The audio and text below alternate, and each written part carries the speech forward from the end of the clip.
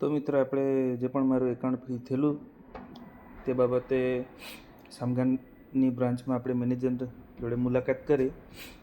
મેનેજરે શું કીધું ખબર? તમે આ જ્યારે સ્ટાર્ટિંગમાં આવેલા ત્યારે 3 ખાતા બંધ હતા. હમણાં ટોટલ 33 ખાતા બંધ થયેલા છે. કેટલા? 33. એટલે 33 લોકોના એકાઉન્ટ પાછા ફ્રી થયા છે. કોણ શું રલડતું હોય આપણને ખબર નહીં, પણ 3ની જગ્યાએ 33 ખાતા થયેલા છે. ને આપણા કિસ્સામાં હજુ બી બંધ જ છે આપણું ખાતું. ત્યારે મેનેજર જોડે વાત કરી. મેં કીધું કંઈક તો પ્રોટોકોલ હોય તો કંઈક થોડાક દિવસો લાગે, 10 દિવસ, 15 દિવસ, મહિનો થઈ ગયો. મહિનો 18 જુલાઈની વાત. 18 જુલાઈએ એમને મેં જે આપ્યું હતું સાયબર ક્રાઇમ પોલીસ સ્ટેશનથી, જે પણ ગોવાથી જે એમનો ફોટો પાડ્યો હતો કે આ આટલા મેલ આ એમને પહોંચી ગયા છે, તો તેમ છતાં હજી સુધી કેમ ચાલુ નથી થયો? મહિનો થઈ ગયો, મહિનો. બરાબર. તો મહિનો થઈ ગયો હોવા છતાં હજી સુધી કેમ ચાલુ નથી કર્યું ખાતું? હવે પછી મેનેજરે કીધું કે મારા હાથમાં જેટલું છે એટલું હું કરી શકું. તમારા તરફથી એક મેલ સર્વેલન્સને હું મોકલી શકું. તો એમની રીતે એટલું કર્યું. મેનેજરના હાથમાં એટલું જ હોય, એ તમારા થકી વાત કરી શકે, કાં તો મેલ કરી શકશે. એ કોઈ સીધી રીતે ગોવા પોલીસ સાથે વાત નહીં કરે. તમારું જાતિ ખાતું બંધ થયું હોય, બેંકવાળા હાથ ઊંચા કરી દે. બરાબર? તમે કરો, તમારું કરો. એટલે મેં કીધું ગોવા પોલીસવાળા તરફથી આવી ગયું. બરાબર. હવે ક્યારેક ચાલુ થશે ખાતું? શું કીધું એમણે ખબર?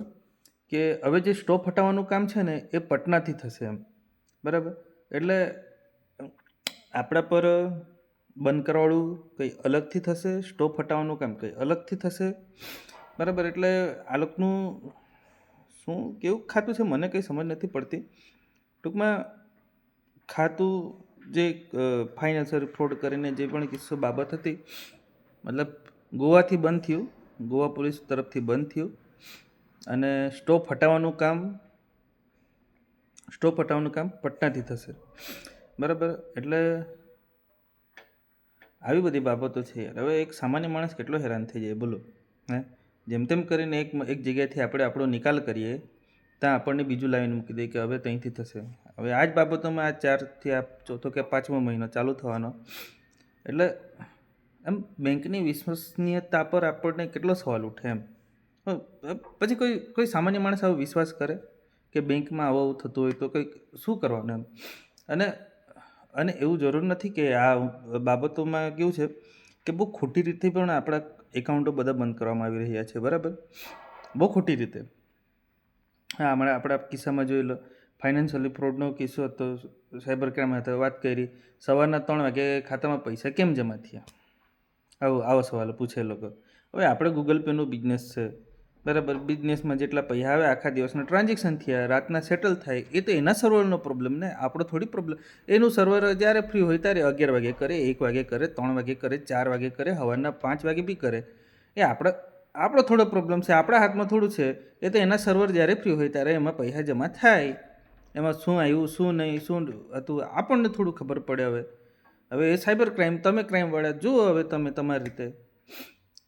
પણ મારે કહેવાનો મતલબ એમ, ચાલો ત્યાંથી એગો પતી ગયું, એ વાંધો નહીં. ત્યાંથી એ લોકોએ પરમિશન આપી દીધી, ખાતું ડીફ્રીઝ કરો. મહિનો થઈ ગયો, તેમ છતાં શું કરી રહ્યું છે તંત્ર મને સમજ નથી પડતી. બરાબર.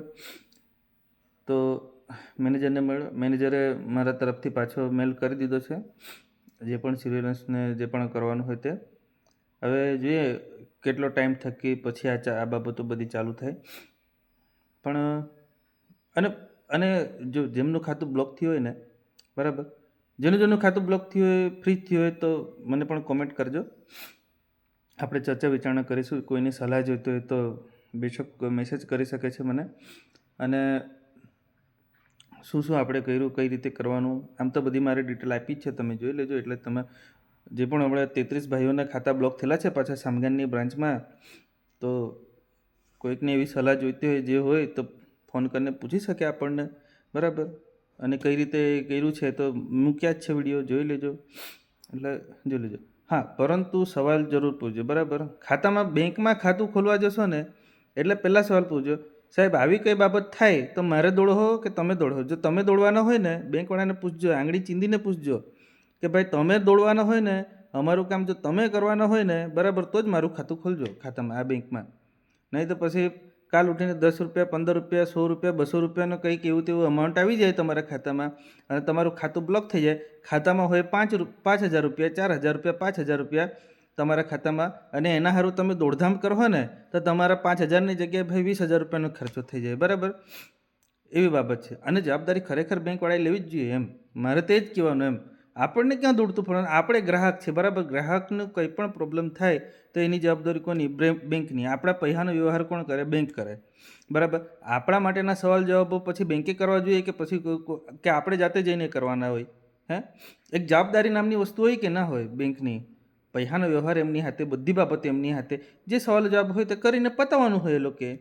પણ ના, આ લોકો નથી કરવાનું, અમારા હાથ ઊંચા. બરાબર, એ જવાબદાર નથી.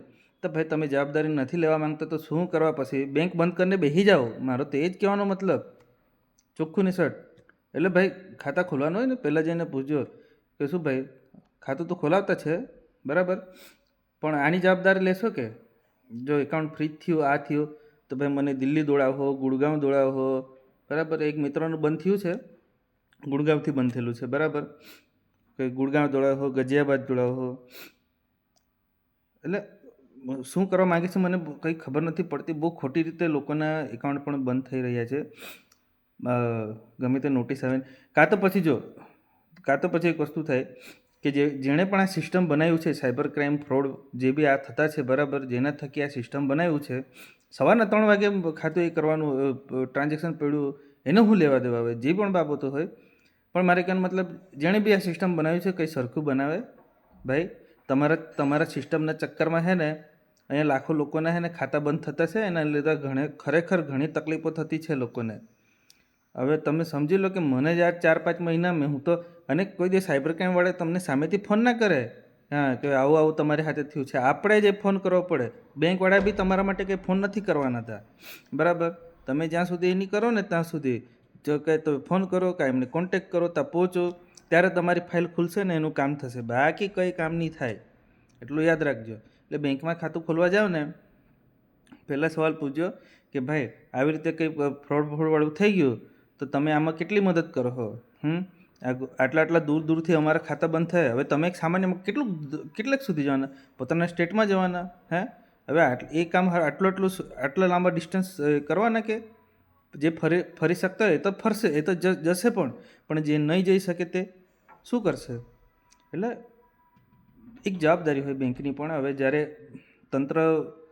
જ્યારે બેંક આપણા પૈસાનો લેવડ દેવડ કરતો હોય તો પૈસાની સિક્યુરિટી પણ એમણે જ આપવી જોઈએ એમ, મારો કહેવાનો મતલબ.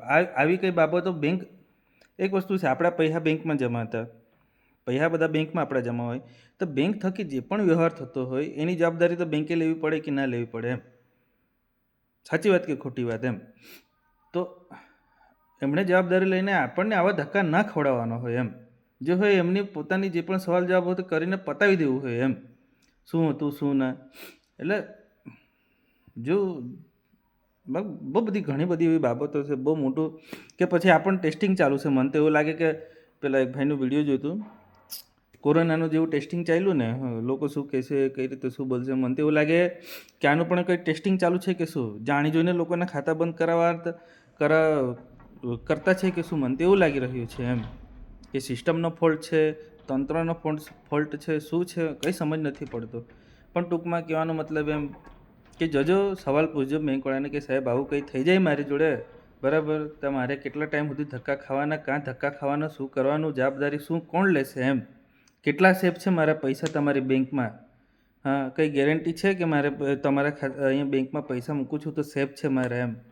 2-4 સવાલ પૂછીને ભાઈ ખાતું ખોલજો હમણાં બેંકમાં જાય ત્યારે બરાબર. એટલે જુઓ, બાકી કોમેન્ટ કરજો. જો કોઈનું ખાતું બંધ થયું, કોઈની સલાહ જોઈતી હોય તો આપણા વિડીયો મૂક્યા છે, એમાંથી તમે માહિતી લઈ શકો બરાબર. અને આવા જ વિડીયો જોવા માટે આપણું ચેનલ સબસ્ક્રાઈબ, લાઈક કરજો.